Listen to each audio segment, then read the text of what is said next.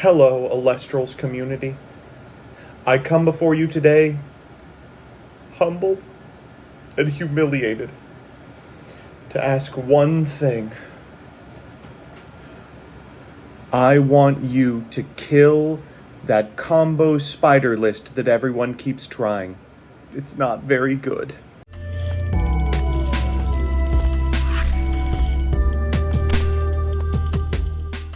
Good afternoon, my cracker tugas. I'm MBT, and this is 20 Spirit Testing. Ooh. Always scary to be playing a deck I know are going to get people mad at me. Well, today's jaunt is spiders, but if you're hoping for a 90-step LAIR combo, you might want to look elsewhere. Presenting Good Stuff Spiders. The crack cocaine spider figured building webs was for suckers. So here's the list, courtesy of Dymax. As always, I'll give you a background about the archetype, a little bit of a discussion about what I hope the deck can do, and of course, the card by card. But first, if you've been compelled to casting by my videos, I've got great news for me! I've got an affiliate code in the Elestral shop, so if you're picking up cardboard or plushies, please use that link down there. It helps the channel immensely. Now back to the video. With that, let's be reasonable about spiders. Spiders is a deck of insectoid Elestrals. They can be subdivided into two categories: the mites, Frostmite, Warmite, and Kitemite, which apply negative buffs to opponents' Elestrals, and the acnes, a suffix that here means bad. Unfortunately, none of these Elestrals were ever, good, for pretty understandable reasons. Normal casting a Mite, sinking an opponent's monster, then attacking did net you a card, which would immediately be followed up by an opponent's Elestral, which you'll trade profitably. Winning combat really isn't hard for any old asshole. Eddie, Spectrus, hell, some even plus off of it. Look at Viserys. That said, these critters got a lot of hype at the start of Firestorm format because of a stadium rune called Arachne's LAIR. This card promised to change everything. Suddenly, just by casting a spider, you'd be up in cards while chugging along. Wow! Except, it hasn't panned out that way. Despite drawing extra cards, and despite divine runes like Hestia enabling you to cheat out those extra bodies, these bugs litter the dregs of 4-3. Arachne's too spirit negative to consider in a format where people are already trying to pop mountains. The only threatening spiders are the mites, and two-card combos like Parachne and LAIR are not a good selling point when there's already 8 two-card combos that straight up win you the game. As a result, we're playing them in good stuff. Listen, is it's good as you're gonna get with these cards. So with that, let's get into the card by card. First and foremost, let's talk about the mites. We've got 3 copies of Frostmite, which takes an opponent's Celestial and gives it -5 defense until the end phase. 2 copies of Warmite, which gives it -4 attack, and 2 copies of Kitemite, which can pivot between the two of them. That Frostmite pairs really nicely with cards like Cryoblast, which, if an Elestral's defense is 0, can destroy it and gives it a natty 2-drop. That card's pretty good already against unsuspecting opponents who aren't shotgunning the Werepup activation. We're playing this as well, alongside a Full Moon and, of course, the Like a Void. We're also playing a significant amount of water Elestrals. We can facilitate it, and we already are in wind, which means we get to play Polariquius, a card that sees almost no play, despite the fact that I think it's really cool. When you normal cast this card, you can search your deck for a 1-spear water Elestral and add it to your hand a la Narpoon. Arpool is both Galaxy and Eddie, a card that has largely fallen out of favor, but remains very powerful. Outside of that, because we're in fire, we have this Lavalith in here, we have an Earthquake, we have Ambrose, Gorgon's Gaze, Shield of Achilles, Poison-Tipped Arrow, and Tsunami as well.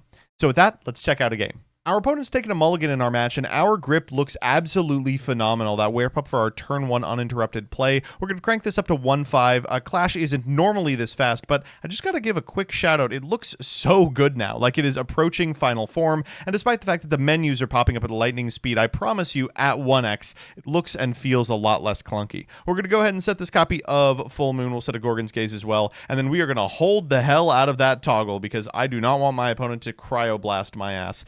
As soon as possible, we're going to flip up this copy of Lunar Phase Full Moon. We're going to enchant it with a Thunder Spirit. Of course, it does not matter that it was misenchanted because we aren't looking to resolve its effect. We're looking to resolve the effect of the Werepup here. The Werepup's going to trigger, and we're going to go to the deck in order to grab a copy of Like a Void. We will enchant the Like a Void, and afterwards we'll trigger the effect of the Like a Void, which enables us to get a couple of Werepups from our deck. I'm going to go for the max here. I don't really like playing around Spectrus.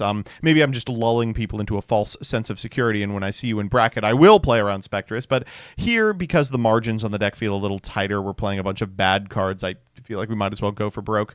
Let's go ahead and get everyone on board before passing it back to our opponent to take their first action. They're going to go ahead and look at their hand for a little bit before firing off an Ass Rabbit. Not particularly shocking.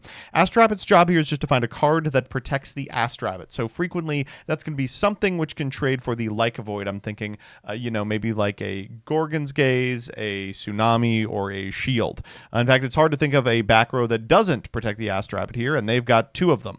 So expecting my opponent has, I'm going to say, Tsunami in the back row. We still do have an out for the rabbit that prevents them from getting further advantage. We're going to go ahead and cast this copy of Frostmite. Let's throw a Frost Spirit onto that bad boy. And of course, this activated effect allows you to sink an opponent's Elestral by 5 here. So we can activate this effect targeting the Ass Rabbit. Then afterwards, because the Ass Rabbit is at 0, we can cast Cryoblast, which will sink it an additional 2. Then after that, the Ass Rabbit will go to the yard because of the effect of Cryoblast, which does so. It does mean we are out of Frost Spirits, but Frostmite is really the only Frosty boy in the deck, and as a result, it's not that big of a deal. So down goes the Ass Rabbit. We can threaten 1, 2, 3, 4, 5 damage this turn. If they have Tsunami, they have to fire it here. It's just too juicy. And they do, which means that we were definitely right to go in on that Cryoblast, despite the fact that we already had to clean out in the Frostmite. I didn't want my opponent getting off to the races with an Ass Rabbit. That can go really south really quick. Our opponent's going to think for a little bit. They're just going to go ahead and cast this copy of Werepup. I think a little bit about this Gorgon's Gaze. I think what I want to actually do is wait for my opponent to commit to a card. And then after that, they can, potentially eat a Gorgon's at a more opportune moment. They're going for the Werepup here. They are grabbing a Full Moon. They're going to go ahead and set, I believe, a couple of cards here. No, just the one. So they'll pass back to us. They're going to go to combat first and try and go to over the Frostmite. I feel like that's probably fine. I don't really care. We'll take a little bit here in terms of a Spirit Differential. And then afterwards, they're going to reveal the other set card is also Full Moon. Which means they are going to enchant it with a Lunar, and they elect to correctly enchant it, which means it's possible they even resolve the effect. Here they do. They're going to put another one on Werepup, giving the opportunity for the Like a Void to be something like Frost Enchanted to play around the exact same play I just did on the Ass Rabbit. Unfortunately, I've held this Gorgon's Gaze, which means I get to Gorgon's this 2-Spirit Werepup, and I'm going to get a sick differential next turn, provided that back row isn't pretty much exactly Tsunami.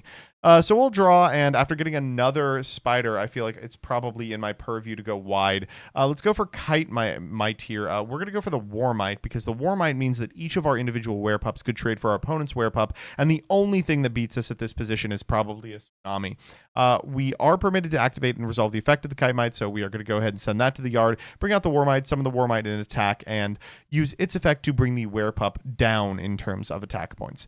War Might, really strong, and eats a poison-tipped arrow. That's going to make him a lot stronger. That means we can sink the Werepup, get in for 1, 2, 3, 4, and then our opponent's going to expend another Spirit trying to get this Spider off the board. Like, this is the best case scenario for your Spiders. In a position where you're already ahead, they enable you to make really valuable trades while demanding immediate response from your opponent as well. Even if that immediate response is just playing an Elestral into a board of Like a Void Werepup that they can't contest, they're going to take so much on the crackback that it matters. This is why I like this build of Spiders a little more than the more combo-oriented ones. You want to be ahead, and it is so hard to be ahead with Spiders if you are not playing good cards in your deck like Werepup. They're taking one off the War Might here. They'll go to the end phase, trigger the effect of the poison-tipped arrow, send that War Might to the yard. That's fine with me. We still have another Elestral in grip that replaces itself immediately. Our opponent's got a 5-card hand, which is pretty much exactly the same as our 5 cards in play. They're going to go for a Nobby here, and I make a play here that I'm not super proud of. They go into combat and attack into the Werepup. I elect to let that resolve, because my best case scenario here is they eat a Werepup, which didn't cost me too much in terms of card economy anyway. They trigger the Nobby, they go into a Doppelgator, then we're able to Shield of Achilles the Doppelgator, cutting them off of it forever. But they elect not to do it, so I don't know if they were just playing around having a low Spirit count, or they just don't want to walk face first into a Shield, like they read my read of their read. We'll go for Pelacreus here. We'll just grab a Galaxy for next turn, and the pressure never ends when you have this in play. We'll just Try and attack with a Like Avoid. Now, this does need to hit because the rest of these aren't fantastic attackers into the Nobby, but again, my goal here is to get them to expend into a Doppelgator. They are going to take the one, which makes me think the back row isn't actually particularly good. Probably something like a Poison-Tipped Arrow if it wasn't activated on the Peliquarius. We'll get in with the Werepup as well, put them down to 4, and do or die time. I think we've got maybe 1 turn left in the tank maximum here. Our opponent's going to draw. They're going to find off the top. Well, something they're thumbing over. Astrabbit's not bad. We do not have a really convincing out for that at present because we don't have like a poison-tipped arrow, but if they allow it to get back to our turn, we can just Galaxy and wrap this whole thing up. Checking my spirits real quick to make sure I still have water spirits available. They know the Galaxy's coming, so they scoop. So we're back with the deck, and let's do the pros and cons. First, the pros. Well, it's good. I can't tell if it's good because of the mites or if it's good because of Like Avoid, the eternal Firestorm problem. 2, I really like Peliquarius here. We're already in wind, so we might as well play the Galaxy Searcher. And 3, I talked a lot about 2-card combos, but like that Zeus Cryoblast deck, this deck does have 2-card combos. It's just every single card in them is good. Frostmite plus Cryoblast, for instance, felt great. And the cons. 1, it doesn't have much of an identity. At this point, why not just play good stuff? 2, a lot of your strength is concentrated in exactly Like Avoid. If he falls, you are poking with bugs. And 3, the boy math is just horrendous on this thing. I mean, I'm gonna show the spirit deck, but CW, you are not gonna want to see this. Ooh. All in all, it's the best we can currently hope for with spiders. But at this point, it hardly feels like spiders at all.